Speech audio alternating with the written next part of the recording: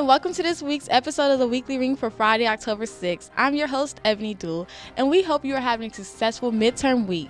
Here are some announcements and highlights of recent activities. The Student Learning Social Justice Project is offering an opportunity for a paid scholarship for up to $2,500. Contact Reverend McLean for more information and submit your report by October 13th. Also, Bank of America is offering a scholarship for up to $5,000 for students enrolled in UNCF member organizations. For students pursuing a career in education, check your email for more details. Current and future honors students came out to the GLC on Wednesday for the Honors Tea. This event was hosted by Dr. Hagler and featured a talk on diversity by former Bennett professor Dr. Marrera. Here are some highlights, and we'll be back with a special interview. I really appreciate the invitation that Ms. Hagler extended to me, because I think it doesn't matter how many years or many months I have been away from Bennett. Bennett is really dear to my heart, and the students at Bennett, trust me, is something that I miss every day. We have courage inside of us. I should have brought another. I have all these statements that I love, but you probably know that statement that said that we as women, we should be afraid only of not being as amazed as we should be, something like that, right? We are afraid of our own power. We all have a lot of power. Don't let anyone put you down. Bring that diversity, the way you dress. Of course, should we dress professionally? You all look beautiful, by the way. Of course you do. You want to present yourself on your best, but don't change who you are. The background that you are going to bring to the graduate program, to the workplace, is the richness on you, okay? So don't try to mold yourself and lose who you are, because this diversity that you present before me is beautiful. Hello, everybody, and welcome to Didi with the Deets, and I'm here with Celia Douglas. As you may see Celia around campus at your CAV takeovers or at your open houses. Right now, we will talk to Celia about her special poetry release party and how she feels about that. So I have a release party coming out for my poetry CD called The Black Mixtape on Saturday, October 14th. Doors open at 7:30. It starts at 8 and tickets are $2. All right. How do you feel about that right now? I'm really excited. It's been a project I've been working on for a while, so I'm excited and just happy to share with my Bennett sisters. Okay. I'm interested in to know, when did you start doing poetry? I started writing poetry when I was around 9 years old, and then I started performing when I was 16. Okay. When you started performing, did you ever have any stages of stage fright, or how was you going to go on? I would get so nervous, I would start shaking, but then over time when I started practicing and having that courage, it just started to become natural. Okay. Do you remember your first poetry that you ever written? Ooh, I wrote a limerick when I was 9, and that's sort of when I started liking poetry.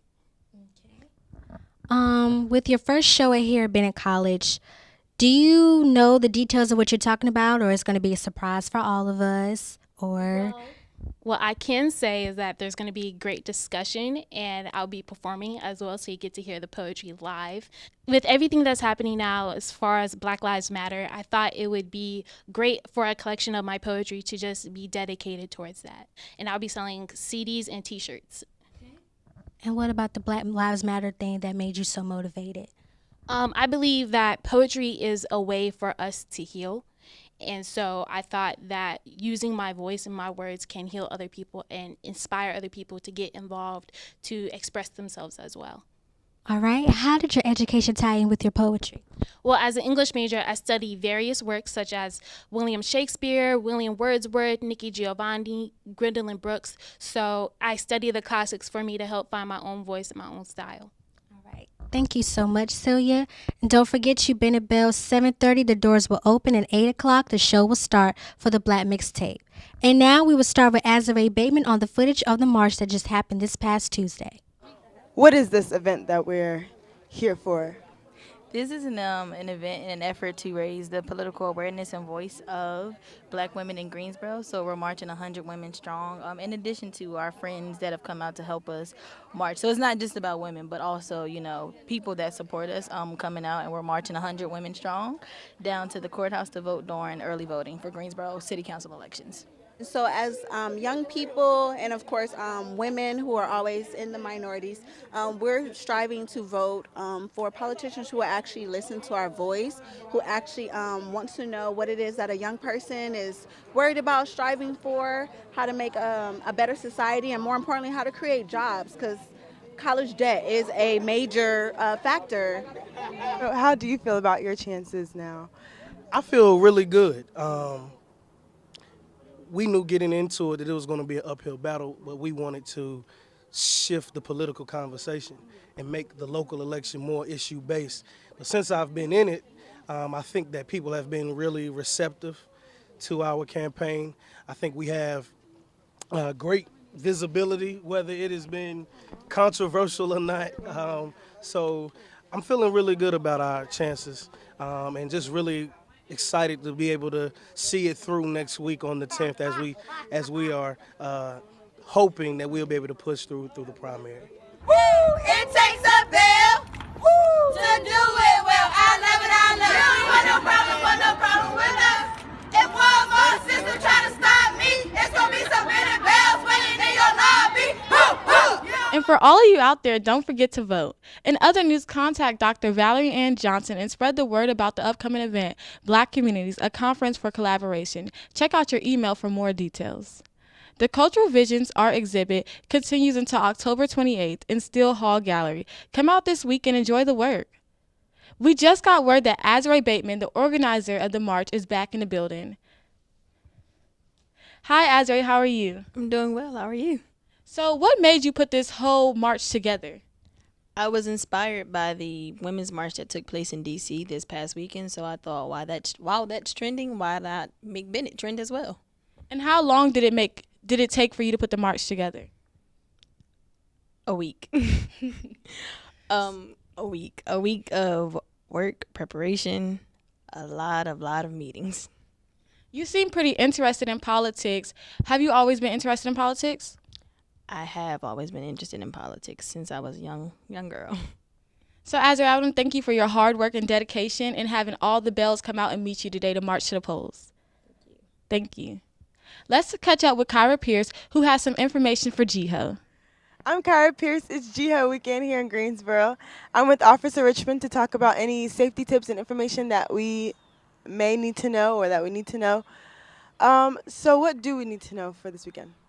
All Bennett students should know that GHO weekend brings an enormous amount of people here in Greensboro from out of town and celebrating what is called the greatest homecoming on earth. There'll be a lot of cars and traffic and people here in Greensboro.